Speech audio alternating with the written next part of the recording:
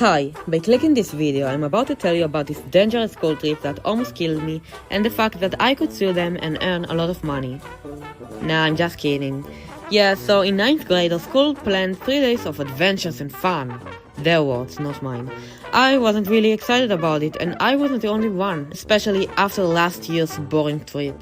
So when the teacher asked who's coming, almost nobody raised their hands. I guess that's why he suddenly told us that this trip was a must and we had to go. I'm not coming. Well, I'm not asking you, but actually, if you don't participate, I won't let you even come to our school gathering night. Wait, sounds fair. Thank you. Wait, no, but he still made us go. So on the chosen day, I arrived at school, and after they gathered us all, we hopped on the bus and drove off. Nothing really happened on the first day. It was just walking in nature, and it was actually pretty nice. After the hike, we arrived at our campsite, set up our tents and stuff, and I played with my friends, and after a couple of hours, I went to sleep. The next day though, that's when things started to get messy. We woke up early and we made our way back to the bus and drove to our next location. On the way, our teacher told us that this trip wouldn't be as easy as usual. It's a little harder. So after we finished it, instead of making us return all the way back, the bus would just wait for us at the end of the trail. That was a nice detail to hear, so we were quite happy about it. Oh, poor us. When we got off the bus, we were greeted by flat, sandy land that stretched all the way to the horizon. This is harder. This looks like a child's play. A walk in a park. Yeah. We started walking forward. After about 20 minutes of walking, we finally found out why the teacher said this would be harder than yesterday. We came across a ravine right next to us. A deep, deep, deep ravine. At that point, I honestly didn't think that we were expected to make our way down there. But then our guy told us that we had to climb down, and we all followed him. We kept making our way down, and the walking pace became a real problem.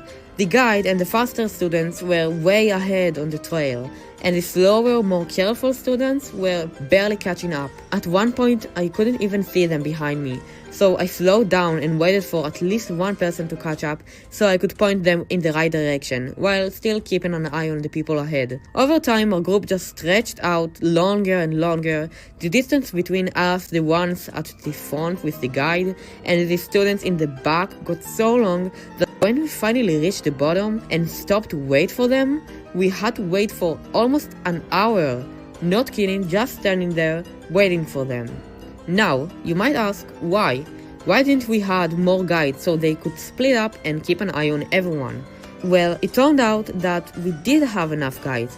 The problem started when some kids at the back couldn't continue walking, so the guides had to carry them. And because almost all of the guides were helping at the back of the trail, we were left with just one guide to lead the rest of us. A group of 4 classes, around 120 people, expect to get to the end safely. And I already knew this was not going to end well. After they catched us, we continued walking. And walking, and walking. And did I say about walking? Because it was, I think, the day I walked the most in my life.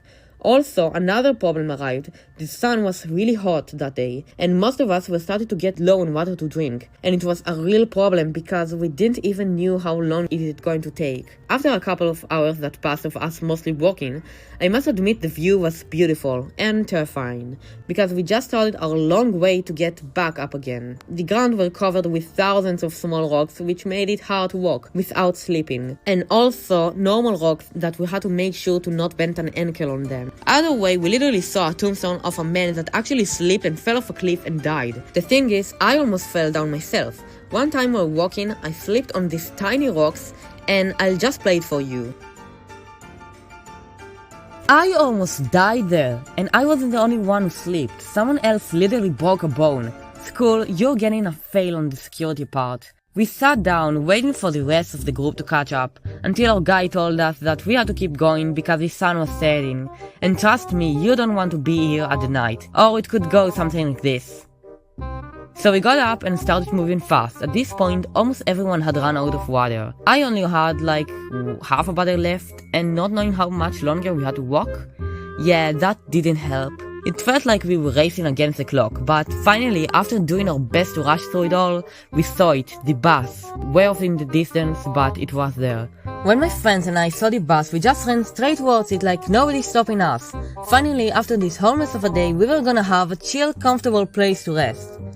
Just to find out, the bus was locked. What the fuck? We peeked inside and saw the driver looking at us like, what's your problem?